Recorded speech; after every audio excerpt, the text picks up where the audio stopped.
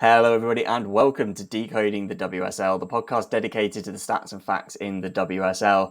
We are coming at you 12 times throughout the month of August, previewing a different WSL team in each episode. Today is the turn of Brighton. I am your host, Sam Biccarino, but thankfully for yourself and for me, to be honest, alongside me, I've got two people that know a lot more about Brighton than I do. We have Duncan and Claire from the SheGulls podcast. Duncan, first up, how are you doing? Very good, thank you. Yeah, we're on the countdown to the real action starting soon. So we've had lots of nice friendlies, a couple in the sun recently. So all good, but can't wait to get started. Mm-hmm. Yeah, there's not long to go now. It's just, well, in this time in 2 weeks, the first round of fixtures will be done as we're recording. Yes. Duncan is sporting a lovely SheGulls cap as well. Those of you watching on YouTube will be able to see that. And you'll also be able to see a very nice away shirt being worn by Claire. Claire, how are you doing? I'm all right. Yeah, we're all good. Like Duncan waiting now. We're just, it's just countdown, isn't it, to the exciting day that we can actually get to the ground again. So, yeah, exactly. Not long to go now. Like I said, this episode is all about Brighton. Brighton Women, obviously. As we're recording on the day, Brighton Men haven't had a good result, so we'll skim over that and just over to the women's side. Before we look ahead to what's happened over the summer and what's coming up this season, let's have a look back at what happened in the 24-25 season, because it was, well, a pretty good season, I think, for Brighton. Obviously, in the Cups, reaching the fifth round of the FA Cup, losing 3-2 to Villa, and reaching the quarterfinal of the Subway Cup, losing 4-0 to Arsenal. But the big sort of statement, I guess, really put Brighton in people's minds this season was the start of that WSL season, doing fantastically, sitting in the top four for quite a while. Season didn't quite finish as you started it, but still good enough to finish fifth in the WSL, sort of the best of the rest, a lot of people call it. I think it must have been a bit up and down, but Claire, how was Brighton last season as a whole? Do you know what? It was just so exciting because I don't think anybody, when they turned up on that first game against Everton, thought that's where we would be at Christmas. Having watched them the last couple of seasons before that and witnessed an 8-0 thrashing with Spurs, and you just kind of hope that it's not that bad. And then suddenly you got to the end of that game and you were like, what on earth have I just watched? Like, that was amazing. And yeah, it was just excitement from then on. It just ramped up the whole season. Even when we were terrible, it didn't matter. We'd got the points in the bag by Christmas and we were sort of okay with it. It was good.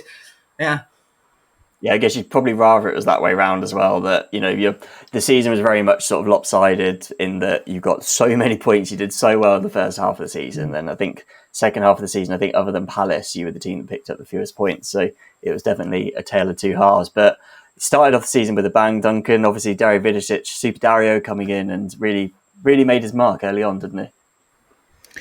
Yeah, absolutely. I think we were all a bit clueless about him, to be honest with you, when he was appointed the manager, just because obviously the Women's A League doesn't get a lot of coverage over here, although obviously there have been some good imports and stuff from Australia that play in the WSL now. So I suppose perhaps we shouldn't have been quite as sceptical as we were, but for a guy who has only really sort of properly been in charge of a club, I think it was 18 months. There was a little bit of apprehension about him coming in, but I think once he arrived, once he had spoken to the media, once he'd obviously had time to train with the squad and everything, then I think everyone turned it into more. There was more optimism abound. Like Claire said, I'm not sure anyone expected that result on the first day of the season, and that really set quite high expectations, which probably we didn't quite live up to at the end of the season. And something I've said a few times on our podcast is that if we'd kind of achieved the same amount of points, but we'd alternated wins and losses a bit more over the season, weirdly we probably would have been happier than getting that big chunk of points at the beginning and then the form dropping off, because it almost seemed like we did so well so early. It seemed a shame to kind of the results then sort of drop off. But overall, massively positive. Fifth highest in Brighton Women's history. So I don't think we can be disappointed at all. But obviously, there's more to do next season.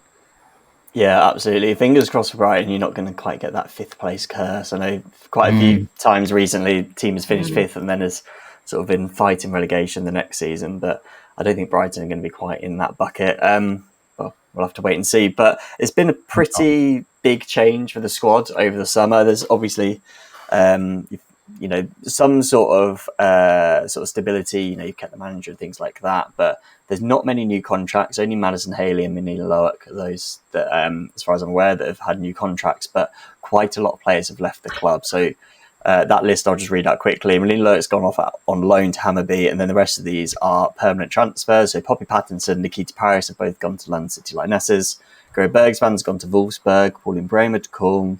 You've had Deja Stevanovic, Maria Thoris-Dottir, Comfort Erhabor, Chelsea Ferguson, Lee Meng-Wen and Vicky Lasada, all departing the club as well. So there's a lot of big names, a lot of minutes that Brighton are losing this season. It's going to be quite a different team. And Claire, do you think there's any sort of major area of the squad that you've sort of really taken a hit in, or is it just sort of spread out, or where are you worried?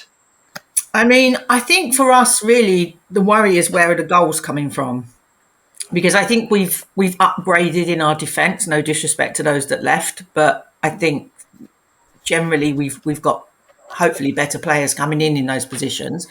Our friendlies would certainly suggest that we're shutting the back door and stopping the leaky goals. But friendlies, you can knock 8 goals past someone in a friendly, but it doesn't mean that you're going to do that in the WSL every game. And as much as we have 2 players in on loan from Arsenal, which is great, they are on loan. They're not our players. So to try and build a squad around them feels a little bit kind of, I don't know, just wasted opportunity. I think you get loan players in to help you fill the gaps, not to be the gap and fill it completely. And losing Keats, although she only scored 7 or 8 goals last season, she's got that experience where at least even if she's not getting the goals, she's creating the problems up there. She knows what she's doing. I don't know that we've got that at the moment. There's no real huge experience in our front 6 at the moment, which is a little bit concerning. But who knows? There's obviously a lot of experiences left there with, like you said about Nikita Paris and Vicky Lasada, I guess would kind of count as part of that front 6 sometimes. Yeah. I mean, but you have got some really she had the sort of quite a lot of sort of injuries as well, so I don't know that we will miss her as much, but she still brings experience. When she's on the pitch or off the pitch, she's still a voice in the dressing room.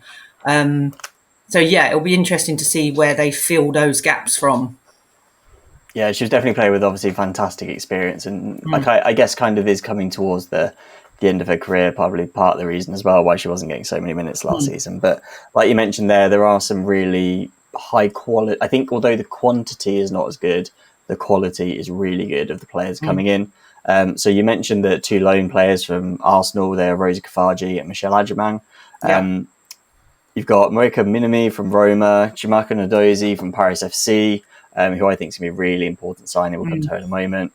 Manuela Venegas Catano from Real Sociedad, Carla Camacho and Mela Sampon from Chelsea, and Real Madrid is where Camacho's come from as well. Yeah. I will say, listener, as well, just to fully keep you in the loop, because this will make sense of something else in a moment. We actually recorded this podcast last week, us 3 alongside Tom Marr, who unfortunately couldn't be here today. But at the time, it was all about, loan-wise, Rose Kafaji coming in, and there's this little rumour of Michelle Adjemang, but we don't really know. We haven't really heard anything yet. And then since we recorded that, and unfortunately the recording's been lost, Michelle Adjemang has signed. So like you say, Claire, there's 2 players have come in from Arsenal. One of those, Duncan, is obviously Michelle Adjemang. Let's go to her first because she's, I guess, a returning player. And although it is, another lone player filling gap, she might fill a gap a bit more last season. She obviously played a lot on the wing last season. Whereas now with Nikita Paris going, do you think she might end up more in the middle, or do you think she's still going to be a wide player for you? I think as it stands, she probably will play more in the middle, because that's where I think, we have a bit of a deficit of players, shall we say, especially as Claire said with Nikita leaving. You need to, although she wasn't prolific, you still need to get those 6 or 7 goals from somewhere. I think Michelle scored 3 in the WSL, if I remember correctly. So there's an argument that if she plays more, she gets more goals, more assists, and everything like that. So I think that if you're looking for the positive side of it, that's kind of the avenue that you'd have to go down. Is that by rights, had she have started the games that Nikita started, you would like to think she would have achieved a similar ratio of goals and assists and stuff. I think probably just the concern is, she's just relatively unproven as a striker in the WSL, and I don't think that's a knock on her. Everyone has to start somewhere. I think probably what's slightly concerning as a Brighton fan is I don't know that somewhere should be a team that is looking to break into that top 4 and finish 5th last year. Had Brighton been where they were the previous season, I think it made more sense. They were trying to find their feet, they were trying to progress, and they did that. So I think Michelle is a fantastic player. I think she can be a fantastic player for Brighton. I think the only shame or the only sort of negative perspective on it from the Albion's side is that if she does do well, she's just going to go back and either play for Arsenal or become a very, very expensive asset to sell on to the highest bidder, who will probably not be Brighton. So, I think it's bittersweet in a way. It's great to have her on board, but there's just a tinge of disappointment about it as well, that we couldn't sneak a little, buy clause, even if it was high, even if it was, I don't know, 500,000 or whatever. I don't know whether they would think that was high or not. Only they would know. But, I don't mind loans, but I'd always prefer them to have some sort of clause at the end to where the club that brings the player in and then develops them for a season has an option to buy them at the end. And it doesn't look as it stands like that's going to happen with Michelle or Rosa. So yeah, I also think as well that there's a huge amount of pressure on Michelle now.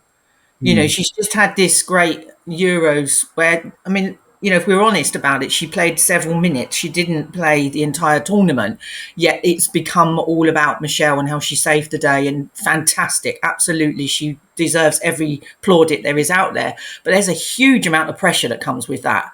And, we're already seeing lots of people on social media who are like, oh, I'm coming to Crawley this year. I want to watch Brighton. I want to watch Adjuman.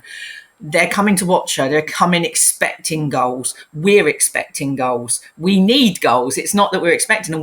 That's what she has to do for us. She has to score those goals. And that's a huge amount of pressure for a 19-year-old kid, that has barely played any football. Yeah, she seems like the right sort of mentality for it. She seems to take it in her stride. She seems to almost thrive off being under pressure, which obviously not everyone does. It's not even, as a young player, some of the older players don't necessarily like that sort of thing. So it's good that she's got the right sort of mentality to be this kind of really good player. But it'll be interesting to see how her future goes. I think my sort of kind of hot take is that I don't think Michelle Adjuman is going to be an Arsenal player next season, because I think she's got so much competition at the club and she deserves to be playing every week. She's not a player that, I don't think she'll be wanting to sit on the bench and just wait for Alessia Russo to get too tired. I think she will probably move on in the summer and Arsenal will command a fee, and it'll be interesting to see if Brighton are a team that are willing to put up that kind of fee. Brighton obviously are probably one of the better teams for investing in their women's teams. So, there's a lot in terms of infrastructure and things like that, maybe in terms of purchasing players. Michelle Adjuman could be a bit of a statement signing as well. There obviously have been some other signings we've already alluded to. First up, I want to come to a player who is, part of the reason I'm wearing this shirt, which is Shamaka Ndozi. She has come over from Paris FC. We won't go too much into it because, like I mentioned before, Tom was on the podcast last week. I do have his recording, thankfully, and he spoke really well about Shamaka Ndozi. So here is what he had to say. Yeah, I think it's it's an upgrade for most. It would have been an upgrade for most teams in the WSL. I think she's one of the best goalkeepers in the world, honestly. I would say with Nigeria, she won the Golden Glove. She didn't have a huge amount to do during the tournament, as tends to be with Nigerian goalkeepers at WAFCON. But she did what she was able to do really well. She didn't concede a goal from open play until the final, and even then it was an absolutely unbelievable strike. And obviously that was her first WAFCON victory, which is huge. And I think when you're looking at a player like this, she's a young player still, but she actually has so much experience. She made her World Cup debut for Nigeria when she was 18, which is the youngest goalkeeper ever to play in the World Cup, which is incredible. And then 4 years later, in 2023, she was one of the best goalkeepers at that tournament. She saved a penalty against Christine Sinclair.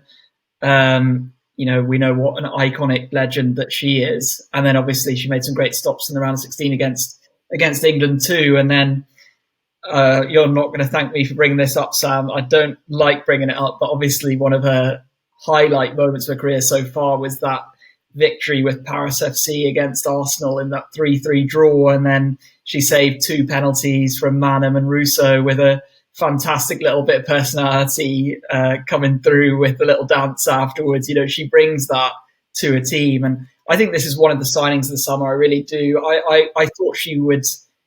I wouldn't have been surprised if she'd ended up at City or Chelsea or Arsenal. I think that is her quality, and I think she's going to be brilliant for Brighton. I'm really, really excited about her as a signing.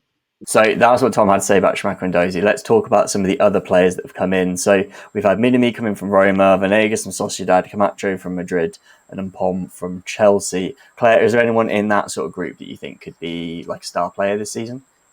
I think it's all about the goalie for me, to be fair. As much as I love Baggers and Loic, and I think between them, they're a perfect goalkeeper. If you take the 50% of Baggers and 50% of Loic, you had the perfect goalkeeper. But Schumacher she just looks like she's got everything. And I think she'll be quite commanding in that box, which again, I think defenders need to have somebody who's in charge of them. Do you know what I mean? Bossing them around and making sure they're doing their jobs. Minami coming in, Venegas, they're all top quality international players. So it's huge amounts of experience still. And like I say, I think they're an upgrade. No disrespect to our last lot, but they are an upgrade on what we had. And I think it will hopefully be the difference between us sort of falling away like we did last year and staying with it. Yeah, I think I'd probably agree that Ndozi is probably the star of that group because, she's probably one of the best goalkeepers in the world, probably in that sort of top 5 conversation. So to be at a club that isn't in Champions League football, for example, which is where she's come from, I think it's quite a big statement. Obviously, she won AFCON this summer with Nigeria as well, and was the goalkeeper of the tournament there and things. So, yeah, fantastic season for her. But I think one that I think is really interesting is Melis Mpom from Chelsea because she didn't get many minutes last season. She actually played more in the Champions League than the WSL. But yeah, I thought she looked pretty good, but it is a bit of a small data pool. But she's represented France from under 16s up to under 23s. And yeah, I think she's got a pretty big future ahead of her. Duncan, how about you? Is there anyone else, if you want to say a bit more on Mpom or anyone else that you want to speak about? I think probably from my perspective, the other one that really sort of piqued my interest was Venegas from Sociedad, which is a little bit of a funny story because we don't really break news on SheGulls, put it that way. But we we got word via someone who knew someone who'd moved in, or they had a new next door neighbour, and that apparently they played for the Brighton Women's team. And they said their name was something like Emmanuel or something. And I'm thinking, okay, Emmanuel. Typed in Emmanuel on SofaScore, the good old SofaScore, look up the players. Nothing for Emmanuel, really. I thought, what about Manuela? Typed in Manuela. I was like, Manuela Venegas is a free agent. And then we basically followed her on Instagram, followed her on all the socials, and the day before she signs, she's on a plane. She takes a picture of herself on a plane from Bogota, I think. Yeah. So weirdly, that was kind of like our first ever insider knowledge type thing of like, we didn't break it officially. We thought it was right to sort of leave that to the club, especially in our sort of, role as an official supporters club. We'll leave the club to do that. But it was quite an interesting one because she was on our radar anyway as a free agent. One of the things that we've started to do is kind of a big free agent list at the beginning of the summer of who Brighton could be interested in, mainly because they don't really like paying a fee. They're willing to pay the wages, they're willing to bring the players in, but generally speaking, they're not keen on paying a big fee. I think even Minami might be the highest signing we've actually made ever, and she was 100,000, I think, if the reports are to be believed. So that would represent, quite an upgrade. I think it was Dan Carter before then for about 50,000. So, like I say, we'll bring the players in, we'll offer them wages. We've got Fran, all that sort of thing. But the transfer fees are a little bit of a different matter. But yeah, I mean, like I say, I looked her up on SofaScore and did a bit of research on her beforehand, and watched videos of her in the World Cup and playing for Colombia. It's obviously easier to come by than Real Sociedad highlights, although there's a few out there. And to me, I mean, looking at everything across the board, she was really one of the top sort of, I would say, 5 or 10 players in Liga F that didn't play for Barcelona. And probably one of the top sort of 10 or 15 that didn't play for Barcelona or Real Madrid, if that makes sense. So, there was a sort of a tranche of players who play outside of those two teams. And she was regularly sort of rated very highly and her stats were very good for Sociedad. So it wasn't a surprise that she would want to move on to a bigger club. But, she seems to have a lot of potential. She's still young. She's coming off an ACL injury, I believe, or a knee injury. But I don't think it was a full tear because she was back on the grass within about 2 or 3 months. So, and hopefully she'll be fit for the beginning of the season. And she did the injury, I think, in January or February. So she's back very quickly. So maybe a partial tear, something like that.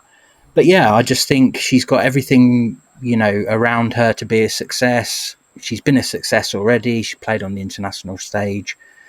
She's also got Jorlin Carabali at the club, who she plays alongside for the national team.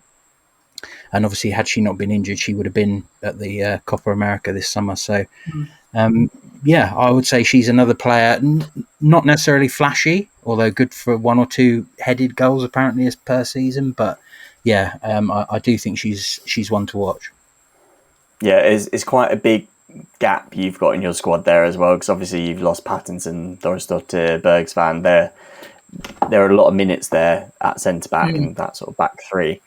So yeah, bringing in someone that's going to be not just to slot in, but is actually of quite high quality as well, I think is really important. Absolutely. Obviously, we mentioned Meadows and Palm as well. The other one I wanted to mention was Carla Camacho, because she's obviously come over from Real Madrid. She's a centre forward, but she's not really had much of a look in at Madrid. She, however, has performed really well in Spain's youth categories. So between the under-17s and the under-19s, she made 31 appearances and scored 17 goals. So there's obviously a player in there. There's obviously a player that's, if you give her chances in the squad, she'll get chances on the pitch and put them away. But it'll be interesting. It's a slightly different conversation than we had last week. Last week, Michelle Adjumang hadn't signed, so it was sort of Camacho may well take over as from Paris as that main striker. But now with Adjumang, maybe it's shared. Maybe one of them moves out wide. We'll sort of have to wait and see. But moving on to, let's have a look at what we think is going to happen next season in terms of sort of Brighton as a whole, because we spoke a bit about, obviously they've done very well at the start of the season of the WSL, tailed off towards the end, and then went relatively far in the cups, but probably no further than expected.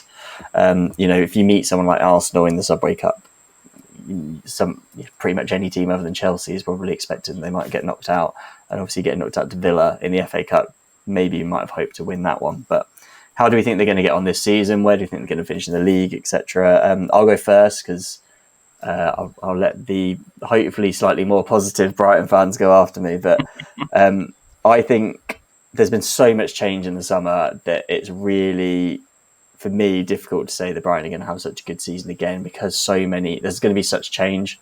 So I think it's going to be a relatively difficult start to the season. And I know earlier in the season is probably when you've got your easier run of games, so it doesn't quite match how you'd want it to. So I've put 9th in the WSL overall. But if you do hit the ground running, like in your first 5 games, you've only got one of the big 4. So if in 5 games' time you've got 9-12 points on the board, it's a very different story. And actually we're looking like, it's going to be another top half finish. But at the moment, I've got you down as 9th. I don't think you're going to be close to the relegation playoff. So, that's one thing that you can sort of be safe of. But at the same time, if you're not going to sort of achieve that much in the league, you're not going to quite get into the European places. That might mean you can afford to spend a little bit more effort on the cups. And I'm expecting to see Brighton go a bit further in probably both cups this season. I think quarterfinal in the Subway Cup is fine. Sometimes you can't help you get drawn against, but both the FA Cup and the Subway Cup, I'd probably say Brighton won't get knocked out until they hit like a Chelsea or an Arsenal or something like that. So probably a little bit further than last season. Claire, I'll go for you first. How do you think Brighton are going to get on this season? Well, I mean, I think, if you'd have looked at us last season, it was exactly the same situation. We lost half our squad and a whole new load came in, and you sort of thought, well, this is going to take forever to gel. It gelled really quickly. Looking at the friendlies that are happening, they seem to be gelling quite quickly again this season. So I just think, like you say, those first 4 or 5 games, they're winnable. Even City, I mean, when you look at last season's results, Fortress Broadfield was, brilliant. We only lost to Man City, I think. We lost a game at the Amex, but at Broadfield, we only lost 1 game. We drew with Chelsea. We thrashed Arsenal, let's face it. And it's, I just think like it's there. We are there as a team, as a squad. It's just whether they believe it. And I think if we can hit the ground running and we can be where we were last season at Christmas, I don't think we'll have the drop off again that we did, because I think they will have the experience of how to handle that this time. And I think it was a shame that the drop off happened, because it happened at exactly the same time as all the cup games happened as well. So we kind of went out of everything all in one go within sort of January, February. It was all over. But we picked it up towards the end. Like I say, that game against Arsenal was huge. And the noise at Broadfield with the fans, everybody getting in on it, it's just, I think it will just be a bigger season for us. Even looking at our Man City game, I went to that last season and I was one of probably 7 people that were there for supporting Brighton. We've already sold over 50 tickets for that this month, and they've only been on sale for a week.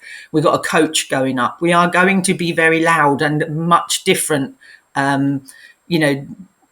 sort of perspective for Man City to deal with than, and even last season, that game that we lost it with a scruffy 1-0, there was a lot of games last season that were very much, one way or the other, but usually because of a silly mistake we made or, a defensive error, something like that.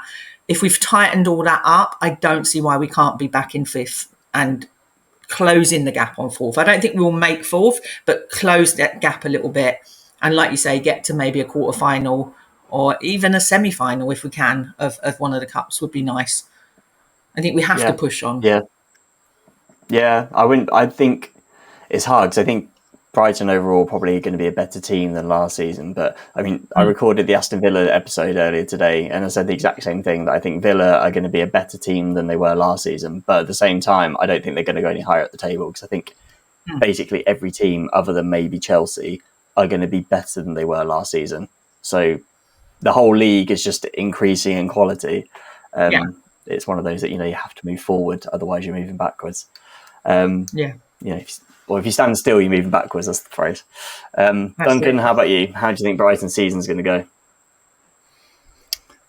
Yeah, I think I absolutely applaud Claire's optimism. I tend to be the pessimistic voice of the podcast. I'm probably somewhere in between. I would say in the league, I think 5th or 6th is most likely as it stands, because I think we might have one more signing to make. So I will say 5th or 6th if we bring another player in, another forward, of reasonable repute.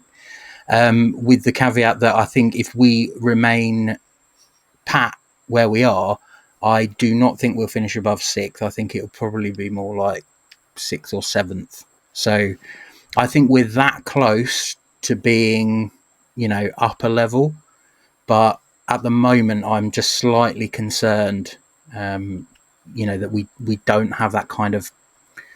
I don't want to say we don't have a star, because we've got someone like Fran. We've got Michelle who could be that player, and as we've said, the depth is better, the strength in defence is definitely better.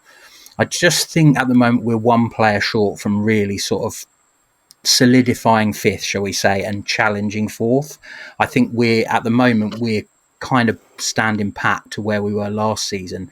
And obviously last season we really weren't that far above sort of 6th and 7th. We were a lot closer to 6th, 7th, 8th, 9th than we were to 4th. So that's kind of my take on the league situation. The Cups is a difficult one. As I said on our Lost Media, the weird situation is that because of the way the Subway Cup works, it's almost harder to win that competition, because up to 3 teams could be parachuted straight into the final 8. Obviously, if Man United don't do well, it could only be 2, but most likely it will be 3. And obviously Brighton are one of them. So chances are, if you don't get one in the quarters, you're going to get one in the semis and then the final. And that makes it very, very hard to win. Not for those teams, because they're very good, but for the teams kind of below and stuff. So I actually think probably our best chance to sort of win silverware would be the FA Cup. Probably sort of, hopefully get some kind draws, maybe some home games. Like even if we faced a Man United at home, I'd be relatively confident that we could beat them. Obviously, we've said beat Arsenal at home. But I think if you have to play them in the quarters and then you have to play Chelsea in the semis, and at some point one of them's going to get you. That's what I feel like. So if we could somehow get to the semis and not have to kind of beat one of those teams, I think there's a chance that on our day we could get to the final, maybe win it. But I think to be honest with you, like you say, anything a quarter final and up is acceptable. But it would be lovely to get some silverware in the cabinet. Yeah, I think it's definitely a case of you've got to see what comes your way in terms of the draws, because like you say, I think if you get drawn against a Villa and Everton, those kind of teams, you might even back yourself, because especially if those teams are ended up prioritising the league more or what. But it'll be one of those that right now is so impossible to predict. We've just got to wait and see how it goes, and maybe even close to the time we can try and predict and still be wrong. I guess that's kind of a wrap up on what we've looked at for what we think is going to happen this coming season. So let's take a quick look at Aerial Fantasy. So listener, if you don't know already, Fantasy WSL has rebranded this season to Aerial Fantasy, and the game is now live, ready to go. You can make your team. I've already made my team. You can come and join the Decoding the WSL League. Use the code @StatsAndFacts. It is, for me, Brighton are a team that I'm probably not going to put a player in to start the season off, just because I don't know how well you're going to click. And I don't, to be honest, at the moment, I haven't looked at the friendlies, and I don't know what sort of lineups are, sort of who's a dead cert to be in the side yet. If I'm going to put someone in for game week 1, it'll probably be someone like Fran Kirby or Rachel McLaughlin, because she was really good last season. She picked up quite a lot of points for like assists when she came in. But is there anyone, Claire, I'll come to you, is there anyone that you think would be a really good asset in Aerial Fantasy this season from Brighton? I mean, I'm not a big fantasy football player. I tend to pick a team and then forget all about it. But if I was going to pick someone, I'd probably go with Olis Lagers. I think she's all round. Like, you can put her in defence, you can put her in midfield, you can stick her on the wing. She'll do a job. She'll get assists. She'll get goals. She's just a fantastic player. She's one of my favourites. I'd probably build the team around her, to be fair. But but then sometimes I think they don't quite know what to do with her. I think she's so versatile sometimes that it's like, well, what do we do with her? But yeah, I would have her in my squad definitely, 100% on. She's one of those that, because of her versatility as well, depending on where they mostly play, they can either be really good or really bad assets. But Yes. I think Olislargas is down as a defender on the game, which is kind of the best one, because that means that if she ends up playing midfield or even further up the pitch, almost like as a winger, then you're more likely to get goals and assists from her. And when you're a defender, you get even more points for that. So yeah, she could be a really good and when pick, she especially scores if a she gets goal, as much time. it's a blinding when she scores one. It's normally a good one. She doesn't Duncan, do how about messy you? little Because she only gets the worldies. Duncan, I know She you're a gets bit the more of a sort of fantasy aficionado. You did very well in the Euros, and I'm expecting big things now that the WSL's back as well. How about you? Have you got any Brighton players in your team? Have you made it yet? I have actually, yeah. I actually, since we did the podcast last week, the lost one, I have actually been in and done it. So, funnily enough, one of the players I was going to mention was Olislargas, and for exactly that reason, that she's down as a defender, and I think we've got so many defenders. I'm not sure she gets on the pitch as a defender. So I see her playing perhaps a sort of a 6 or an 8, or maybe even being out wide. So I think that's really handy to have that. Generally speaking, you might wish to disagree with me, Sam, but wing backs for teams who don't concede a lot of goals are normally quite good picks because they tend to get more assists, the odd goal here and there. I think even if she does make it in the defence, she'll probably be on one side or the other. We just simply have too many centre backs for her not to be, really. So I think Olislargas is a really good one. The other two Brighton players, I've gone for Nadozi, mainly because I wanted to. Obviously, you have to pick two goalkeepers. I picked quite a cheap one who I think will do well in Borgraf, I think her name is. Yeah, from Liverpool. Yeah, exactly, because obviously I think they bought her to be the number one, and she was cheaper than Chimaka, which I think is fair enough given Chimaka's ability that we've obviously seen already. But I do think Brighton will generally ship less goals because of the strength of the defence. So I have got Chimaka in there. And I've also gone for Rosa Kafaji. I think as it stands, she'll get quite a lot of minutes for Brighton. And I also think she'll be played relatively high up the pitch. Generally speaking, we go with one striker and two sort of wide forwards. And I could definitely see her being utilised quite a lot as one, either the left or right-sided wide forward. So I've gone for her. I'm a bit like you, Sam. I don't really know 100% who is going to be starting week in, week out. So Kafaji is a little bit of a flyer because she could be on the bench more often than not. But she was a relatively cheap option, and I think for someone who maybe play that high up the pitch, who's a designated midfielder on the game, could be a good asset to have if she gets the minutes.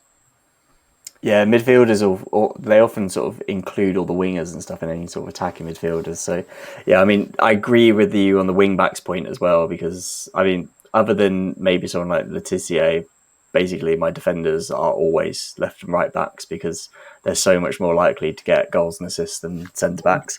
The only other player that I'd picked out as like a potential, but sort of keep an eye on more than necessarily I'm going to put her in for game week 1, but is Jelena Kankovic, because she had a pretty good season last season, but she's not, for some reason that I don't really know. Like, she's a former Chelsea player, but she's just not really that popular. She's quite good, and no, she's not like disliked necessarily, but she's not like loved among the fans. She's not that famous to people that aren't necessarily like that into the WSL. So I think last season she spent quite a lot of the season as a visionary as well, which is obviously when you're selected by less than 2% of players, and then they get bonus points if they get returns like goal or assist, etc. So if she ends up being a visionary, I think she could be a really good pick, because I think similar to last season, she's not that expensive. She's like 5.5, 6 million, that kind of thing. So yeah, she's the only one I had as like a one to look out for. I think Kafaji is one that I want to see how the season starts for her, because I remember I'm an Arsenal fan and I watched a bit of her in pre-season last season when we signed her.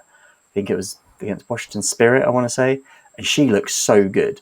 She was such like a really good dribbler, really like entertaining player. So if she ends up getting a lot of minutes, I think she's going to be someone that's going to strike a lot of a really big threat basically to a lot of defenders, and I can see her getting lots of goal involvements, probably more assists than goals, because she looks very creative. But yeah, that is sort of a little wrap up of aerial fantasy, but we'll move on from one game to another. It is, as we round up the show, the show's game is Know Your Stat. So if you're new here, Know Your Stat is essentially a game of categories. I'm going to be giving Claire and Duncan the category. They're going to give me players or teams that fit into that category one at a time. If they repeat an answer, if they take too long, or if they give an incorrect answer, they'll be out. And whoever gives me more correct answers wins the round. Whoever wins 2 rounds wins the match, because I've got 3 rounds for you. So like I said earlier, we did record this last week and the recording was lost. So I have drafted up new rounds. Yes, I know. I was the winner on that occasion. Just the official record books. You got a friendly win. No, this one is fresh. No one has seen these before, so you can't go back to your notes from last week and pick up these ones. They're new. So Claire, you're going to go first in the first round. I'm going to give you the option of which one you want. So would you like the one about XG, touches, or lineups? I'll go lineups. Lineups. Okay, so Brighton hosting Villa, first game of the season. But I would like you to tell me any player that started the game when Brighton played Villa last season at home. So any of the 11 that started for Brighton or the 11 that started for Aston Villa. So 22 correct answers to pick from. Let's go first. I start with, I'm pretty sure it was Sophie Bagley in goal. You would be correct. Duncan. I'll go for Guro Bergsvand. Guro Bergsvand, yep, she was in that back 3. Are we including substitutes? No, it's a starting lineup, isn't it? Okay. No, if you manage to get all 22 players, then we'll go on to subs. But I'm pretty sure it will be Poppy Pattinson. Poppy Pattinson did start that game.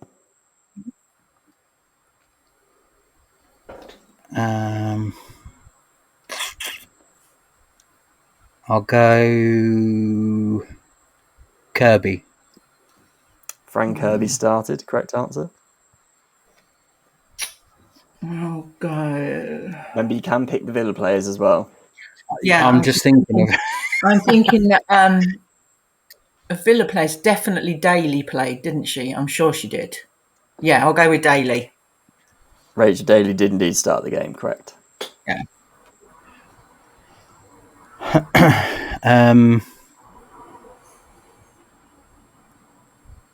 I'll go for... I don't know if she started. I'll go for Nikita Paris. Nikita Paris did start. Oh, thank God. You're all good. You're all good. Just trying to remember if Maria started. I'm going to go with Maria Forrestdotter. You would be correct.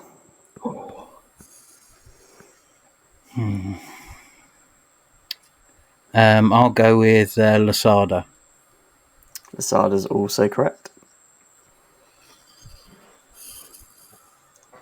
Jordan Nobbs. Jordan Nobbs started for Villa. You struggle with the Villa players. That's going to be the difficult one. I mean, I know some Villa players, but there's a good possibility that they could have been like dropped for that one game. Although that's what I'm thinking with the Brighton. This was early last season as well. It was. It was. I'll go with Kiko Seiki.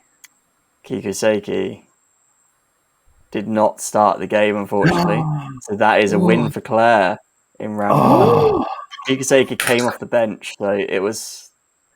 She did play, but didn't start. Yeah, she scored the hat-trick in the first game, didn't she? And then for some obscure reason was dropped for the second, and nobody could understand why. Played. No. Oh, damn. So the players that did start for Brighton that you didn't get, were Pauline Bramer, Carabali, Olislagers, and Villamala. And then the ones that you could have had from Villa were Sabrina D'Angelo, Paola Tomas, Anna Patton, Bo Kearns, Darley. This is obviously before she transferred over to America. Lucy Parker, Noel Moritz, Kirsty Hansen, and Chastity Grant. So, yeah, Grant. I would have gone for first blood to Grant. Claire. Yes, got something. At least I don't care if I lose now. All right. Well, after Duncan won the friendly, you're at least, Yeah. you're at least Duncan's not going to get a clean sheet today. True. Duncan, would you like, so you're starting round 2, would you like the one about XG or touches? Well, seeing as it's decoding the WSL, let's have XG. Good old XG. Peak decoding the WSL to talk about XG. So I would like you to tell me the 12 WSL games last season that Brighton accumulated the most XG. So in 12 matches, you created at least 1.4 or more XG. I would like you to tell me who you played and whether it was home or away. Duncan to go first. Arsenal at home. Arsenal at home is correct, 1.9. It's got to be Everton at home. Everton at home is correct, 2.1. That was fourth most. Yeah. I'll go Villa home. Villa home is correct, 2.5. That's the second most. West Ham at home. West Ham at home gives Duncan round 2 because it was only 1.1 XG in that game. I thought it was like 3-2 or something. Wasn't the score? I thought there was going to be. It can still, Sometimes it doesn't matter how many goals there are because the XG can be way off. So I'll give you some of the ones that you didn't get, some of the bigger ones. So of the top 5 that you didn't get was Leicester City away. That was 5th with 2.0. Everton away, it was 3rd with 2.3. And actually, the game where you created the most XG last season was Chelsea away with 2.8. Yeah, that was a real back and forth game. It was a great game. That was such a good game. I thought quite interesting that the 3 games that you created the most XG in last season were all... 2 of the 3 games were away. So, not many teams would be like that, I don't think. For the record as well, sorry to rub this in a little bit, but West Ham at home was an incorrect answer, but West Ham away would have been correct. And it's weird, isn't it? Because we win the one at home, we lost the one away. It's just mad. Yeah. Mad how the stats work. Well, we'll move on to the final round. So this one is going to be Claire going first, and this is the one about touches. Okay. I would like you to tell me any of the 18 Brighton players that had at least 300 touches in the WSL last season. I'll go with Guru Bergsvand. Yeah, correct answer. 1,648, the most in the team, and I think something like 3rd most in the league. Yeah.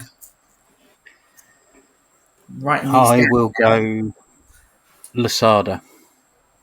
Lasada is correct answer. 3rd. I'm going to go Fran Kirby. Fran Kirby is a correct answer as well. She's 10th on the list, though. A bit further down than expected. Yeah. I'll go Nikita. Nikita Paris is 9th. 7 more than Fran Kirby. I'm going to try McLaughlin. Rachel McLaughlin was 8th. 755. Maisie Simons.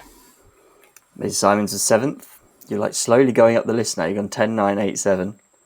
We're getting the harder ones first. Going to get 6th most. I'm going to try. I'm going to go for.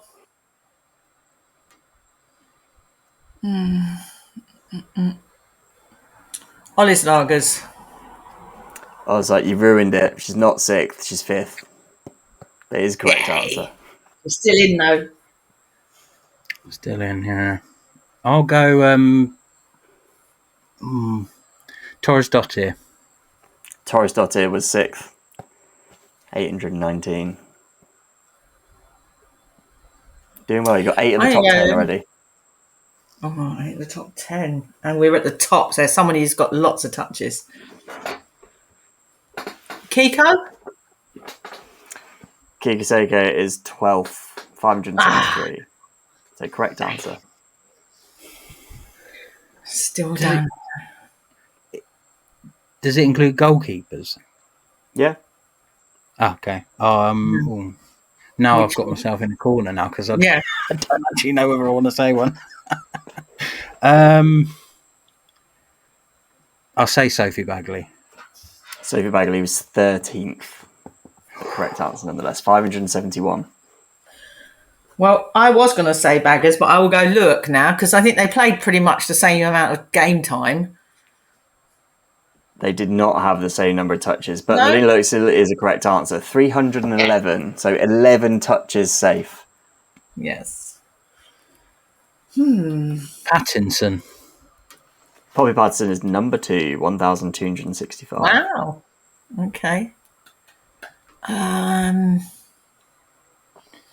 Just trying to think who played a lot. There's only 4 more by my calculation. I'm gonna have a guess at Karabali. No, there's 6 more. Karabali is correct. She's 4th on the list. Oh, yeah, 18, sorry. Yeah. 933, yes. So, yeah, you've got 13 so far, so there's 5 left. Oh, okay, so maybe I can be a bit more expansive than I thought. Frankovic. Jelena Kankovic is 11th on the list, correct. I will say that you've got the top 13 now. I'm going to guess at Madison Haley. Madison Haley is 15th on the list, correct. Oh. There's only 3 left.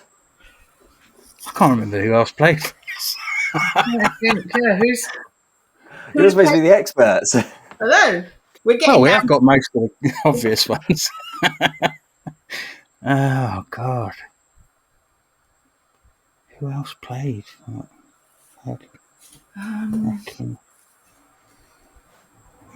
I'll tell you, the ones that are left, obviously it's 300 or more touches. The ones that are left have had 418, 302, and exactly 300. Ooh. And there is as well a 298 and a 292, which are obviously incorrect answers. Oh, goodness me. I'm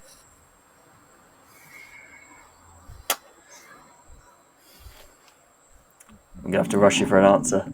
Oh, I'll go Michelle Adjemang.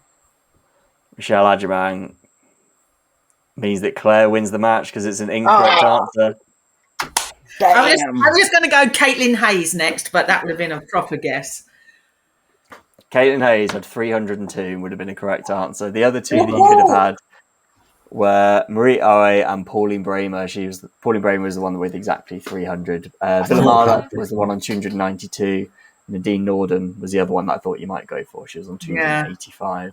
Goodness and then me. no one else got over 100. But 15 correct answers out of 18 is pretty good. But yeah, Claire does take it. Despite not winning the friendly last week. I don't really win anything. Me and Claire are always friendly. Yeah. This one does go down as an official Know Your Stat match. So I think at the end of August, we're going to put like the leaderboard all together so you can see how many matches everyone's won. Yeah, well done. I'm sure Claire won't ever bring this up as well, Duncan. You'll be fine to keep going on. Don't worry, I'll have forgotten about it in 10 minminutes. She'll have it put in WSL writing on the back of that shirt she's wearing. Yeah, Know Your Stat winner. Winner. 2025. Yeah. Stat chat winner. That's what it'll say. But with the end of Know Your Stat does bring us to the end of the podcast as well. Thank you very much, listener, for joining Decoding the WSL. If you like the episode, do go follow or subscribe wherever you get your podcasts, and follow at Decoding the WSL on Instagram, and check out the YouTube channel where, if you haven't watched it today, you can watch all the other podcasts and see our lovely faces as we talk to you all about the stats and facts. Obviously, we've had the SheGulls on today, and you're not just a supporters group, are you? Because you have a podcast of your own. We do. Yes. Yeah, Duncan can do all the talking on that one.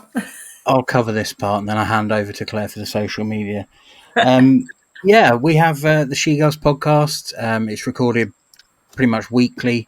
Very, very occasional break over the summer holidays, as it were, but otherwise every week, pretty much after every game, match analysis, a bit of a chat about all things Albion, and then maybe the odd game, just like yours, Sam. We have the odd quiz, for a bit of a laugh. So it's available on all good sort of podcast providers, Spotify, Apple. Just search like SheGulls podcast and it should come up. And then the other bit from me is just a quick plug for SheGulls.com. If you want to find anything to do with SheGulls or sort of Albion news, Albion women's news, just head to SheGulls.com and you'll find the links for everything else there. So that's your sort of one-stop shop for everything that we do. Yeah. Exactly. And yeah, we're on all the social medias pretty much. I think Instagram and Twitter probably the busiest. But we do have a Facebook page. We try and keep them all active. But yeah, just SheGulls in somewhere and you'll find us. Just go on some sort of internet browser, Pretty much. social media. Just type SheGulls in and it all comes up. It all comes up. At SheGulls, you'll find us. Yeah. Yeah. And I know, obviously, I'm not part of SheGulls necessarily as a Brighton fan, but I know from seeing the stuff on social media, you do lots of like meetups and stuff like that before games, don't you? Yeah, we've got a couple of newsletters that run. We've got obviously the SheGulls newsletter, which is more about the club and stuff that's going on with us and things. And then I've got sort of a separate one, which is it's kind of a bit based on the Lonely Girls Club. I don't know if anyone's heard of that, where, if you're sort of someone who wants to go to a game, but you're on your own, you're a bit nervous or whatever, you can kind of get in touch and we'll meet up with you. We'll find someone, if you want to come meet us in the bar or come and meet the team off the bus, whatever it is you want to do, we'll sort of show you around and make you feel at home. Yeah. And then, like I say, we've got the away supporters that are a pretty regular group who travel up for every game. So there's always a safe spot on the coach to sit with someone, enjoy a bit of banter, learn some songs, have a bit of a laugh, meet the players generally at the end of the games, and have a bit of a giggle for an 8-hour drive up to Manchester or something. But yeah, it's quite a good sociable sort of little group that we've got going and building a little community, which is great. Yeah, it's really nice to see like from afar as well, because I assume anyway, not every club has the same sort of thing, but Brighton have obviously got a good group of you, especially like organising the coaches and stuff like that. I know some clubs organise it themselves, but for those that don't, like Brighton, to have a supporters group that does that sort of stuff is really good. And I think really good for the game, not just for your team. But yeah, if you're around Brighton or fancy going to some Brighton games, it could be the sort of thing to get involved with. But yeah, that's all we've got time for today. Thank you again, listener, for joining us. Thank you, Claire. Thank you, Duncan, for joining. Obviously, like we said, do go follow SheGulls and have a look at their social media profiles and everything like that. Have a look at the podcast. But for this podcast today, we're all done, and we'll see you at the next one.